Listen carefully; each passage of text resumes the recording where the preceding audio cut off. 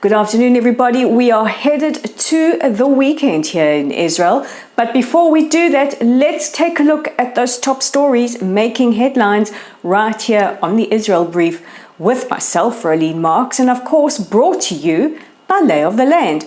So without further ado, let's dive right in. And the question that is being asked by several publications today is, will we see renewed fighting between Israel and Hamas?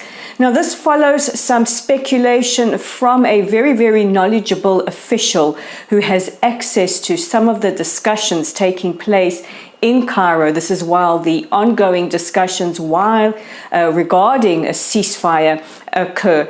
And what he has to say is the following. He says, Israel has taken a hard line against Hamas, a much harder line than before, with the restriction of goods being allowed in through the Kerem Shalom crossing, as well as the rehabilitation of Gaza being contingent on the release of 2 captive civilians and the remains of our 2 fallen soldiers, Oron Shaul and Hadar Golden, being returned safely back to Israel.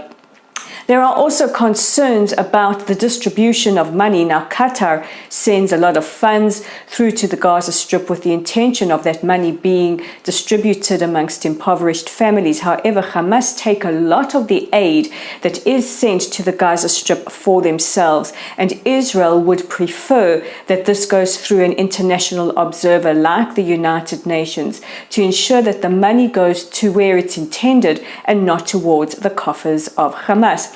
But after the fighting just 2 months ago, Hamas feel more emboldened, and this is because their leader Yahya Sinwar has declared victory over Israel, despite the fact that Hamas's infrastructure was nearly wiped out and flattened.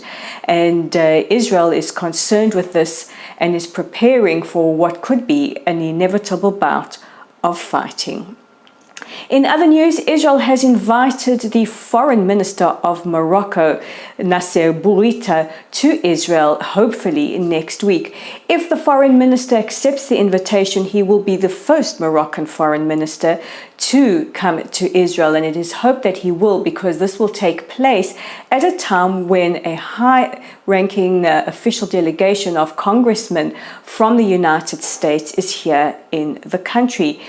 Israel and Morocco famously signed normalization agreements with the Abraham Accords last year, and we can look forward to direct flights between the 2 countries starting sometime this month. The fruits of peace happening here in the Middle East. And our last story takes us to the Netherlands, who have become the latest country to say they will be boycotting the upcoming Durban conference taking place in September. Now, this conference is the 20th anniversary of the original 2001 Durban Conference Against Racism that took place in Durban, South Africa, and actually became a free-for-all of anti-Semitic rhetoric, so much so that countries like Israel, the United States, Canada, New Zealand walked out of the proceedings. And there is concern between many countries that this latest conference will descend into the same chaos.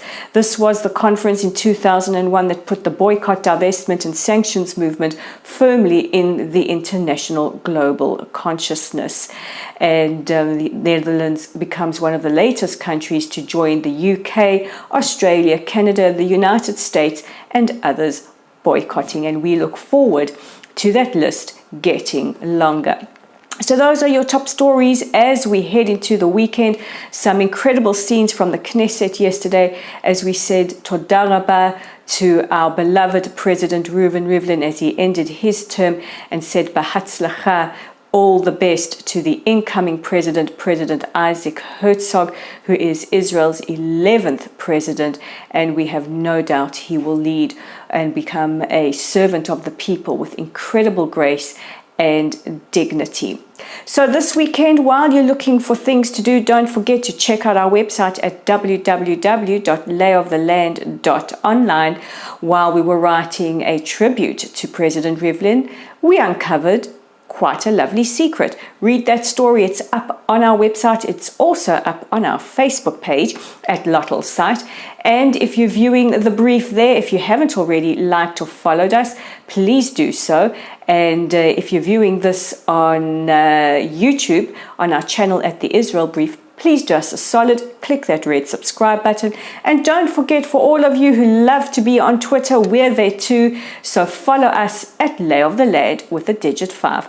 I'm Rolene Marks, wishing you a peaceful, a safe and a healthy weekend. Shabbat Shalom from all of us here at the Israel Brief and Lay of the Land. And I'll catch you again on Monday.